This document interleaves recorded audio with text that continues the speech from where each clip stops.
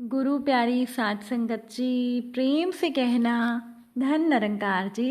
आशा करती हूँ सतगुरु माता जी के आशीर्वाद से आप सभी बहुत अच्छे होंगे। आज मैं आप सभी के लिए एक नई साखी लेकर आई हूँ। साध संगत जी, आज की साखी को सुनने के बाद आपकी जो भी साखी को लेकर राय होगी, अपनी राय कमेंट द्वारा ज़रूर बताइएगा। तो चलिए सुनते हैं आज की ये साखी। साध संगत जी, अभी प्राची ने स्नातक की परीक्षा ही दी थी कि उसकी शादी तय हो गई। पढ़ा लिखा इंजीनियर लड़का अखिलेश प्राची के परिवार को पसंद आ गया। 2 भाई 2 बहनें, सास ससुर के भरे पूरे परिवार में प्राची बड़ी बहू बनकर आ गई। अखिलेश से छोटी बहन रुचि उम्र में प्राची से कुछ ही बड़ी थी। रुचि भी स्नातक कर चुकी थी और अब एमए कर रही थी। प्राची का देवर रमेश सीए कर रहा था और प्राची की छोटी ननद नेहा डेंटल के द्वितीय वर्ष में थी। कुल मिलाकर पढ़ा लिखा परिवार था। सास ससुर भी सीधे सरल स्वभाव के थे। शादी के 5-6 दिन के बाद सारे मेहमान वापस लौट गए। प्राची से सिर्फ पहली रसोई के अंतर्गत ही खाना बनवाया गया था। उसके बाद प्राची की सास ने कहा, अभी तुम कुछ दिन आराम करो, काम करने के लिए तो सारी उम्र पड़ी है। रोज की दिनचर्या शुरू हो गई। दोपहर को खाने के लिए जब सब डाइनिंग टेबल पर बैठे तो पहले ससुर जी, अखिलेश तथा प्राची के देवर रमेश को खाना परोसा गया। फिर सासू माँ और छोटी ननद नेहा की थाली परोसी गई। अंत में एक थाली में खाना परोसकर रुचि प्राची से बोली, चलो भाभी आ जाओ, ये थाली हम दोनों के लिए है। प्राची हैरानी से अपनी ननद रुचि का मुंह देखती रह गई। आज तक तो प्राची ने कभी भी ऐसा देखा और सुना नहीं था। हाँ, शादीशुदा पति पत्नी एक थाली में ज़रूर खाना खाते थे, लेकिन ननद भाभी एक थाली में।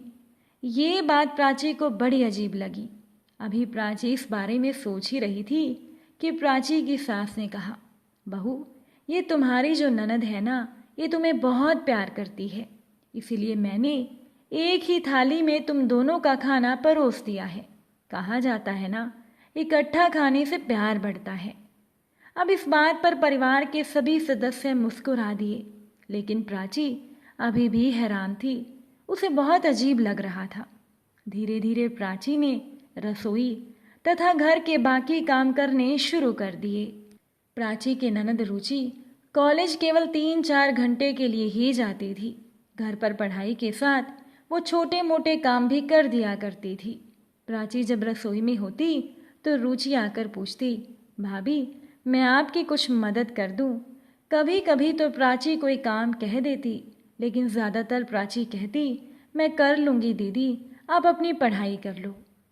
1 साल भर बीतने तक रसोई का लगभग सारा काम प्राची के जिम्मे कर दिया गया और प्राची की ननद रुचि बड़ी चतुराई से माँ को रसोई से बाहर ले जाती और कहती, माँ, तुमने सारी उम्र बहुत काम कर लिया, अब आराम करो, अब तुम्हारी बहू आ गई है, अब कुछ सुख भोगो। और प्राची की सास अब सचमुच सुख भोगने लगी थी। अब तो वो हर एक छोटा बड़ा काम भी प्राची से ही कराने लगी। कभी कहती, बहू पानी ला दे, कभी कहती, बहू मेरा चश्मा पकड़ा दे, कभी कहती, बड़ी सुस्ती आ रही है, ज़रा 1 कप चाय बना दे। रसोई में काम करना तो प्राची की सास ने अपनी बेटी रुचि के कहने पर पूरी तरह से बंद कर दिया था। प्राची की छोटी ननद नेहा तो पूरी तरह से अपनी पढ़ाई में ही व्यस्त रहती थी और अब तो बड़ी ननद रुचि भी नाम मात्र के लिए ही प्राची की मदद किया करती थी। बाकी सारा काम प्राची पर ही आ गया था। अब कुछ ही समय के बाद प्राची को पता चला कि उसके घर पर संतान का जन्म होने वाला है। तो उस समय प्राची की सास और उसकी ननद रुचि रसोई संभाल लेती, लेकिन जैसे ही प्राची की हालत ठीक होती, वो वापस रसोई में काम करने के लिए पहुंच जाती थी। अब काम छोड़ने की वजह से प्राची की सास को भी रसोई में काम करने में परेशानी होती। उनका उत्साह तथा काम करने का जो जोश था वो भी खत्म हो चुका था। इसीलिए अधिकतर काम प्राची ही किया करती थी। निश्चित समय पर प्राची ने एक बेटे को जन्म दिया। घर में खुशी की लहर दौड़ गई। बहुत सालों के बाद घर में छोटे बच्चे का आगमन हुआ था, इसीलिए सभी उसके साथ खेलने में व्यस्त हो गए। जब प्राची का बेटा 2 महीने का हो गया तो घर के सारे काम फिर से प्राची को सौंप दिए गए। अब तो प्राची की दिनचर्या बड़ी व्यस्त हो गई। अपने बच्चे का भी ध्यान रखना और घर के सभी काम भी करने। कभी कभी ऐसा हो जाता था कि खाना बनाने में जब देर हो जाती, दूसरी तरफ प्राची का बेटा भूख की वजह से चीखने लगता।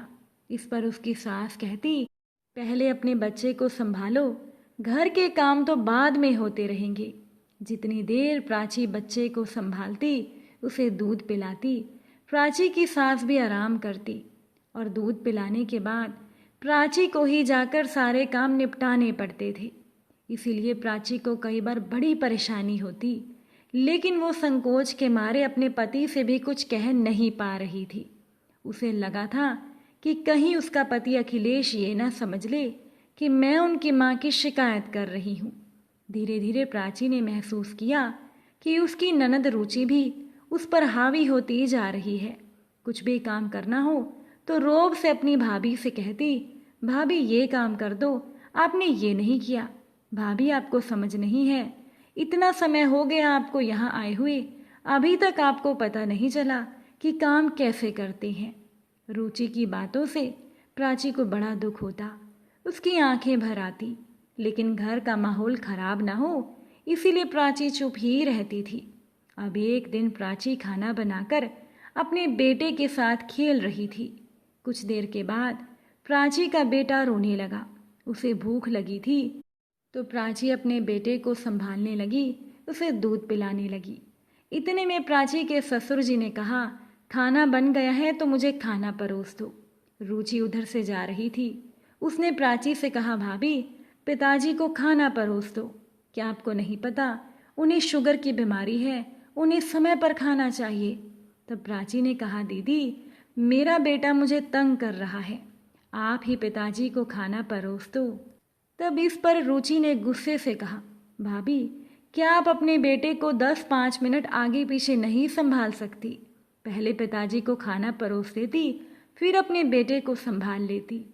अब अपनी ननद की ये बात सुनकर प्राची को बड़ी हैरानी हुई। उसे समझ नहीं आया कि आज रुचि क्या बोल गई। प्राची ने कहा कि रुचि को तो समझ ही नहीं है कि बच्चे को दूध पिलाना ज़रूरी है या पहले पिताजी को खाना परोसना ज़रूरी है। और क्या रुचि अपने पिता को खाना नहीं दे सकती या फिर उसकी सास ससुर जी को खाना नहीं दे सकती? ये मेरे साथ कैसा व्यवहार होने लगा है? प्राची इसी सोच में थी। प्राची ने मुंह से तो कुछ नहीं कहा, लेकिन वो बहुत देर तक इसी बारे में सोचती रही। मन ही मन प्राची ने फैसला किया कि अब तो उसे घर के लोगों से बात करनी ही पड़ेगी, वरना उसके लिए परेशानियां बढ़ती जाएंगी और इस तरह के अन्याय झेलने के लिए वो बाध्य हो जाएगी। इस बारे में तो प्राची ने अखिलेश से भी कह दिया कि आज रुचि का व्यवहार मुझे बहुत गलत लगा। दोबारा अगर रुचि ने ऐसा किया तो मैं उसे अपनी तरफ से समझा दूंगी। अखिलेश भी चुप हो गया, क्योंकि उसे भी अपनी बहन रुचि की गलती नजर आ रही थी। प्राची का बेटा 4 महीने का हो गया। एक दिन प्राची अपने बेटे को संभाल रही थी तो उसकी सास की कोई सहेली आ गई। उसी समय रुचि भी कॉलेज से लौटी थी तो सासू माँ ने रुचि से कहा, जाओ जाकर आंटी के लिए चाय बना कर ले आओ। रुचि ने अपनी माँ को गुस्से से ऐसे देखा मानो वो कह रही हो, माँ मैं अभी तो कॉलेज से आई हूँ, आते ही आपने मुझे काम कह दिया। रुचि का चेहरा देखकर प्राची की सास ने कहा, अरे तुम प्राची से कह दो, वो चाय बना देगी। अब प्राची के पास जाकर रुचि ने कहा, भाभी माँ की सहेली आई है, उनके लिए चाय बना दो। प्राची ने रुचि से कहा कि देखो रुचि, अभी मैं अपने बच्चे को संभाल रही हूँ, इसे भूख लगी है, इसे दूध देना ज़रूरी है। ये सुनकर रुचि ने कहा, आप अपने बच्चे को दूध तो बाद में भी दे सकती हो। ये सुनकर प्राची को बहुत गुस्सा आया। उसने रुचि से कहा, दीदी, जब आप माँ बनेंगी तब आपको पता चलेगा कि जब बच्चे को भूख लगती है तो उसे संभालना ज़रूरी होता है, उसे दूध पिलाना ज़रूरी होता है, और इस बच्चे को छोड़कर मैं किसी की सेवा में कैसे लग जाऊं। आज प्राची को बहुत ही गुस्सा आ गया था। प्राची ने रुचि से कहा, दीदी, मैं घर के सारे काम करती हूँ, कोई भी मेरी मदद नहीं करता। ऊपर से आज आप मुझे कह रही हैं कि मैं अपने बच्चे को छोड़कर माँ जी की सहेली के लिए चाय बना दूँ। क्या घर में आप उनके लिए चाय नहीं बना सकती? और हाँ दीदी, मैं आपकी भाभी हूँ, वो भी आपसे बड़ी, तो मैं सम्मान की अधिकारी भी हूँ। आप तो मुझसे अच्छे से बात भी नहीं करती। केवल एक थाली में कुछ दिन इकट्ठा खाना खाने के प्रदर्शन करने से, प्रेम के ढोंग से कुछ नहीं हो जाता। अरे मन में आदर सम्मान होना चाहिए। जल्दी ही आपको भी किसी के घर की बहू बनना है। जैसा व्यवहार आप मेरे साथ करती हैं, अगर आपकी ननद ने वैसा ही आपके साथ किया तो आपको कैसा लगेगा? रुचि वहाँ से चली गई और अपने माँ के कमरे की तरफ मुड़ गई। प्राची जानती थी अब रुचि सारी बात माँ को सुनाएगी, लेकिन प्राची ने सोच लिया था कि अब तो मुझे सभी को समझाना ही होगा। कोई भी मेरी मदद नहीं करता, सभी मुझे काम ही कहते हैं। जब अन्याय हद से बाहर हो जाए तो इंसान को खुद के लिए खड़ा होना ही पड़ता है, अन्याय के खिलाफ आवाज़ उठानी ही पड़ती है। अब सास की सहेली तो चली गई तो प्राची की सास ने प्राची के पास आकर कहा, क्या बात है बहू, तुमने रुचि को आज ऐसा क्यों बोल दिया? वो रो रही है, वो उम्र में तुमसे बड़ी है। अरे बोलने से पहले कुछ सोचा तो होगा। वो कुछ ही समय की तो मेहमान है, अगले साल तो उसकी शादी हो जाएगी। तुम्हें मिलजुल कर रहना चाहिए ताकि शादी के बाद वो भी यहाँ आती रहे और प्रेम से तुम मिलकर साथ रहो। इस तरह से कड़वा बोलोगी तो उसके दिल में तुम्हारे लिए क्या जगह रहेगी? वो इसीलिए तो तुम्हारे साथ एक थाली में खाना खाती थी कि तुम्हारा आपस में प्यार बना रहे। प्राची ने कहा, माँ जी, आज तक मैंने किसी के सामने कुछ नहीं कहा, लेकिन मुझे तो मजबूरी में बोलना पड़ रहा है। दीदी का व्यवहार मेरे साथ ठीक नहीं है। वो मुझ पर हावी ही रहती हैं, डांट कर मुझसे बात करती हैं, लेकिन आप लोगों ने उन्हें कुछ नहीं कहा। हद तो तब हो गई जब मैं अपने बच्चे को दूध पिला रही थी और वो मुझे कहने लगी कि मैं बच्चे को छोड़कर कोई दूसरा काम करूं। आप बताइए, क्या ये ठीक है? अरे कोई बड़ा इंसान भी खाना खा रहा हो तो उसे भी बीच में उठाया नहीं जाता, और यहाँ तो 6 महीने के बच्चे की बात थी। आप बताइए, क्या ये सही है? चाहे आप सभी को बुरा लगे, आप भी दीदी को समझाइए ना कि वो मेरे साथ ऐसा गलत व्यवहार ना करे। आज तो प्राची ने अपनी सास के सामने अपनी मन की सारी बातें रख दी थी। प्राची की सास अपने कमरे में चली गई। अब रात का खाना बनाने के लिए जब प्राची रसोई में गई तो वो देखकर हैरान थी कि उसकी सास और रुचि मिलकर खाना बना रही थी। प्राची ने उन दोनों से कहा, अरे माँ जी, अरे दीदी, मैं आ रही थी ना खाना बनाने, जाइए आप दोनों आराम कीजिए, मैं खाना बना लूँगी। तब इतने में प्राची की सास ने कहा, नहीं बहू, आज से रात का खाना मैं और रुचि मिलकर बनाया करेंगे। हम तुम्हारी भावनाओं को समझ ही नहीं पाए। रुचि के कहने पर मैंने घर के सारे काम करने छोड़ दिए, ये सोचकर कि अब मेरी उम्र हो गई है। लेकिन मैंने ये नहीं सोचा कि तुम पर अतिरिक्त भार और दबाव डालकर मैंने तुम्हारे मन को चोट पहुंचाई है। अरे घर की बहू ही अगर खुश नहीं रहेगी, तनाव और दबाव में रहेगी, तो घर में सुख शांति कहाँ से आएगी?